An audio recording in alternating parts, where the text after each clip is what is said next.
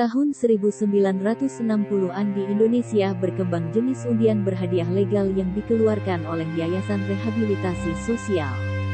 Yayasan ini dibentuk oleh pemerintah untuk urusan-urusan sosial. Karena keperluan dananya begitu besar, dipilihlah undian berhadiah sebagai salah satu cara untuk menutupinya. Pengundian hadiah Yayasan Rehabilitasi Sosial dilakukan setiap 1 bulan sekali. Nilainya pun cukup fantastis untuk ukuran tahun 1960-an mencapai Rp500.000. Sementara nilai terendahnya berkisar antara 10,000 sampai Rp20,000. Tidak hanya undian hadiah milik pemerintah, masyarakat pun dihibur oleh jenis perjudian lain yang tidak berizin. Namanya, lotere buntu.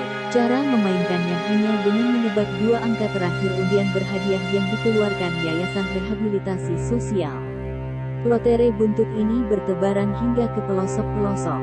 Sasarannya adalah petani, buruh, dan pedagang-pedagang kecil. Tanpa memerlukan peraturan yang sulit, para pecandu permainan ini dapat langsung memasangkan taruhannya. Besaran hadiah yang didapat pun cukup menggiurkan, berkisar antara Rp60,000 sampai Rp80,000. Di ibu kota, Gubernur Ali Sadikin membuat gempar. Ia melegalkan permainan judi yang dikenal sebagai Nalo Nasional Lotre, berdasarkan Undang-Undang Nomor 11 Tahun 1957 tentang tanggung jawab pemerintah terhadap daerahnya sendiri. Namun di balik pro kontra yang menyeret Ali Sadikin, permainan judi itu terbukti mampu membangun Jakarta menjadi lebih baik. Banyak infrastruktur yang dibangun dan pemerintah juga dapat memenuhi kebutuhan masyarakat kala itu.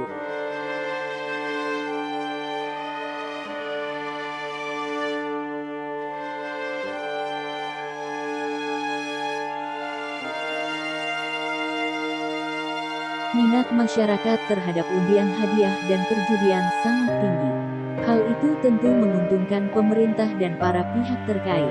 Namun bagi Presiden Soekarno permainan semacam itu justru dinilai sebagai perusak moral bangsa.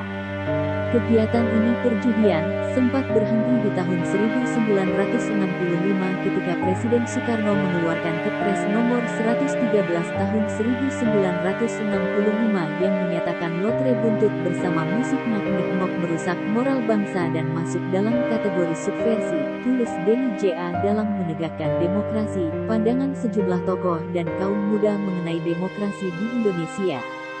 Dengan dikeluarkannya keputusan Presiden itu, ditambah buruknya sistem yang dibuat pihak pengelola, undian hadiah Yayasan Rehabilitasi Sosial pun ditutup. Namun tidak benar-benar dihilangkan, hanya berganti nama, pada 1978, menjadi Badan Usaha Undian Harapan dengan programnya Sumbangan Dermawan Sosial Berhadiah (SDSB). Dalam laporan Tempo, wajah lotre silih berganti. Tanggal 20 November tahun 1993, SSB mengeluarkan kupon undian berhadiah yang diberi nama Tanda Sumbangan Sosial Berhadiah (TSSB) atau Kupon Sumbangan Sosial Berhadiah (KSSB). Kebijakan baru pemerintah ditengarai sebagai ajakan judi terselubung dengan mengganti namanya, tulis Wahyu Lumaksono dalam Legalisasi Porkas dan Dampaknya Terhadap Masyarakat pada tahun-tahun 1985 sampai tahun 1987.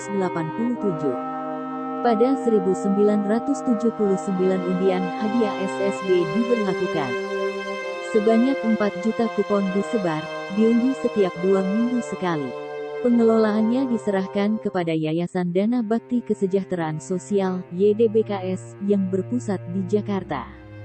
Namun sebelum undang-undang itu dibuat, perjudian di Indonesia merupakan sesuatu yang legal.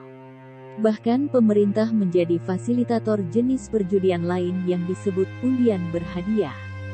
Para penggila judi pun turut senang dibuatnya. Dengan demikian yang nampak sekarang ini memang adanya pergeseran nilai di masyarakat.